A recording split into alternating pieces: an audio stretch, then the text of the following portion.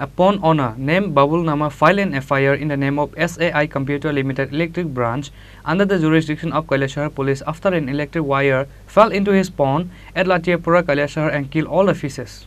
A family narrowly escaped a life-threatening event due to the negligence of the SAI Computer Limited Company's electric branch.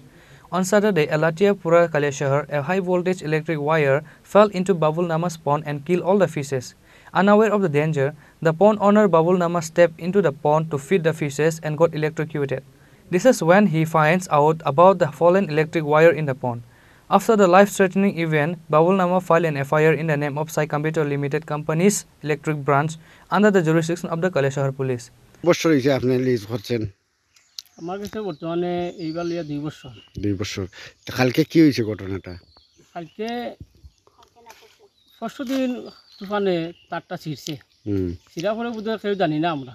তারাও জানে না। আজকে সকালে আমার বৌদি একজনে ওই মাছ দেখছে হলদি দিয়ে বুঝো ফাজন দিয়ে আনতে চাইছিলে মাঝে সামান্য পানিত লাগিয়ে আর্থিং ও বুঝা গেল দেন এখানে কারেন্ট আছে ভাই তোকে দেখা যায় তার ছিঁড়া।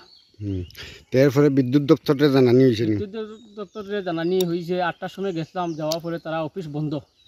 তখন তারা বুঝে আমার কাছে ফোন দিছে।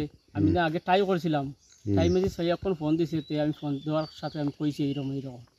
আচ্ছা, থানার জানানি হয়েছে? থানাত আমি একটা কপি দিয়েছি লিখিয়া। আর কি চাই না আপনি? আমি চাই তো আমার সুস্থ ক্ষতিপূরণটা আমি চাই। আচ্ছা, ক্ষতিপূরণ কত টাকা হইতে পারে? বর্তমানে আমার 1.5 লাখ টাকা খরচ গেছে। বাজার 3 লাখ 3.5 লাখ টাকার মাছ হইব।